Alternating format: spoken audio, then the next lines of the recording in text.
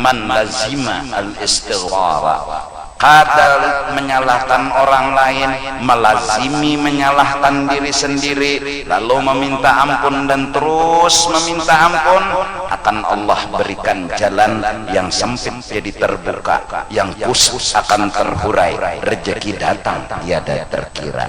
Cuma laziman istighfar kita kada tugul, kadang-kadang mengaku salah, kita malah mengaku bujur dan menyalahkan orang lain. Unda sudah tuh madehi nyawa nakai, nyawa neng ini dasar hantu tompunau, abutnya mudahan mati jadi hantu 7 turunan. Kabul, siapa nang berdahulu didapatinya? Abahnya juga. Itu kadang-kadang emosi kita. Secara johir, jujur, kita sudah memadahi. Secara johir kita sudah mengarahkan. Lalu inya kada maasih. Lalu ketika inya kada maasih, bermamai pulang kita. Kayak apa lagi nyawani? Nah kayak unda nih sudah sayang lawan nyawa-nyawa nih dasar hantu, utak kada tapi pintar. Bungol nenek. Pagat laziman. Putus laziman. Harusnya kita sadar ini kesalahanku dengan Allah. Ini kesalahanku dengan Allah, hingga Allah membalaskan dengan ada maasinya anakku. Terus begitu dan meminta ampun kepada Allah dan terus memintakan ampun sambil menasehati pegamat. Ja'alallahu lahu min kulli dhiqin. Akan Allah berikan jalan nang sempit, ada jalan keluar. Kenapa? Man lazima al-istighfar. Itu kekarahan kita, itu kekurangan kita. Kita mudah menyalahkan orang, tapi kada pernah melihat kesalahan kita sendiri. Orang beruntung, orang yang menyalahkan dirinya dan datang meminta ampun kepada Allah Subhanahu wa ta'ala. Terakhir, wazahadahu dunya. Orang beruntung dunia dan akhirat, orang yang selalu merasa cukup dan labihan, diberi rezeki oleh Allah hingga kita terpikir lagi untuk mencari tambahan. Cukup, labihan Tuhan, makasih Tuhan. Kalimat paling indah yang keluar dari mulutnya, makasih ya Allah, makasih ya Allah. Dia tidak lagi mencari sesuatu. Kenapa tidak mencari? Cukup. Orang yang mengejar dunia, orang yang telah kemasukan virus rasa kurang. Selama rasa kurang itu muncul di dalam hati, dia terus kejar dunia. Kenapa? Rasa kurang yang mendorongnya untuk menyasar dunia. Akhirnya rasa kurang itu bila tetap hadir, dia terus mengejar hingga sampai ajal datang menjemput, baru dia sadar bahwa sebenarnya dia salah cara. Bukan mengejar jawabannya, karena semakin dikejar rasa kurang yang menghalangi terwujudnya cita-cita. Namun sesuatu yang dikejar akan didapat bila dengan cara cukup dan labihan ya Allah, maka yang dikejar akan didapat. Kita salah, rasa kurang muncul, akhirnya kurang terus. Ya Allah, duit sudah 750 triliun, ya kurang aja lagi ya Allah. Cukup tuh habis saya sudah. Malam ini nang kada dapat nasi, makasih ya Allah. Sudah, jangan tapi makasih ya Allah. Kenapa? Alhamdulillah kawa hadir, kawa berkumpul menghadiri acara haul orang soleh, biar kada dapat makanan, yang penting dapat syafaat. Nah, makasih ya Allah, makasih ya Allah. Ini nang kebetulan kada dapat nasi, jadi makasih terus. Kalau muncul rasa kurang, terjadilah persaingan. Kalau muncul rasa kurang, terjadilah sikut menyikut, bahkan kepada dingsanak sendiri. Apa yang bikin persekutan, perkelahian, bahkan macam-macam segalanya yang kada di luar logika, lalu satu virus yang dimasukkan oleh dunia ke dalam benak, hati dan pikiran, rasa kurang. Lawan ning sanak petimpasan. Cebuting virus jadi masukkan jauh lalu lawan kada ding sana, lagi nyai lawan ding sana betimpasan. gara-gara merabutakan sekilan tanah aja, sekilan tanah berabut karenanya merasa kurang nyawa bilanya ambil udah timpas, jadi jeneng lisan sekong timpas kita berganti timpas. Nah, sekilan jaka merabutakan separuh dunia ayo aja betimpas, ada juga hasilnya separuh dunia tuh gonojo sedikit lahan ini sekilan segan mati gitu gak cukup kuburan leh. Tapi itulah, nah mudah-mudahan zahadahu fid dunya, orang beruntung orang yang merasa cukup. Silahkan berkeinginan tapi lihat kemampuan.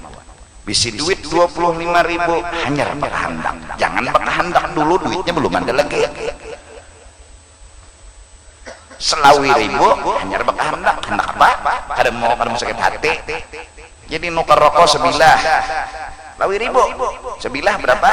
Misalnya 3.000, selawi potong 3 22, baras setengah liter. Rokok tuh dinyalai diisap tiga kali pajahi buat dam kentong bisa-bisa mencukup ya kan. Pokoknya bila dijulungi Tuhan dijamu Tuhan julungi Tuhan makasih. Jangan sampai masuk ke pikiran dan ke hati kita kurang ya Allah lalu kejar alhaakumut takatsur hatta zurtumul maqabir, telah melalaikan hilang kesadaran haga terus sampai kada sadar haga terus jaka begana tu dapat haga terus hatta zurtum al maqabir hatta muttum wa dufintum, sampai nyawa mati mbak dipatak ke kubur hanya sadar.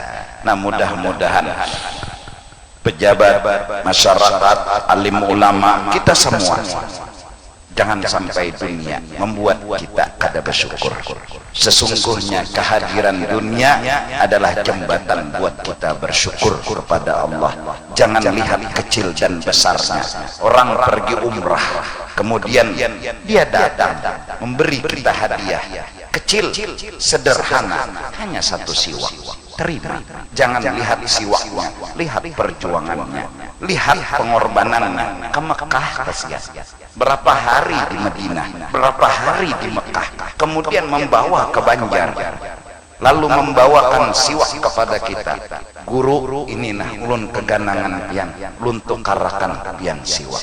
Jangan lihat sebiji nasinya, lihat perjuangan dan pengorbanan yang telah Allah berikan. Berapa tentara yang dikirim Allah, petani dibukakan hati untuk bertanam, kemudian petani menunggu hasil panen dengan sabar dan berdoa. Terus setelah dipanen terus dikatam, katam itu ada besi. Berapa tentara Allah turunkan ke gunung mencari besi, kemudian diolah jadi kataman, terus lagi terus berapa tentara Allah.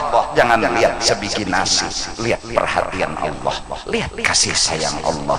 Jangan lihat sebiji siwak, tapi lihat betapa orang perhatian kepada kita. Ciumlah sebiji siwak seakan-akan mencium dan menghargai kasih sayang orang. Ambil sebiji nasi yang keluar dari piring, kita harus hargai sebiji nasi karena betapa perhatian, betapa kasih sayang Allah terkumpul banyak di dalam situ. Orang yang menghargai Allah, orang yang selalu bersyukur kepada Allah walaupun hanya sebiji nasi. Kita telah dilupakan oleh dunia yang menyihir kita. Sebiji nasi kita anggap tidak berharga. Satu siwak sudah tidak ada nilainya. Sungguh jahat hati ini, telah tertutup, telah terdinding dengan melihat betapa perhatian Allah besar dan agung. Tertutupnya ke sana, terdindingnya memandang itu, hingga manakala pemberian Allah yang memang zahirnya kecil, kita tidak pandai menyukurinya. Kalimat terima kasih dari sebiji nasi itu pun belum mencukupi akan kasih sayang Allah dari sebiji nasi itu. syukurilah apa yang ada agar kita selamat dan beruntung hidup dunia dan akhirat. Sebagai penutup daripada penutup, kita orang nakal, kita banyak dosa. Mungkin sembahyang wajib itu pun belum tentu sesuai dengan permintaan Allah. Kenapa sembahyang kita mahayabang? Walaupun 4 rakaat zuhur, tapi hati kita kemana? Walaupun 4 rakaat zuhur belum tentu yang diperintah Allah sesuai dengan apa yang dikehendaki oleh Allah.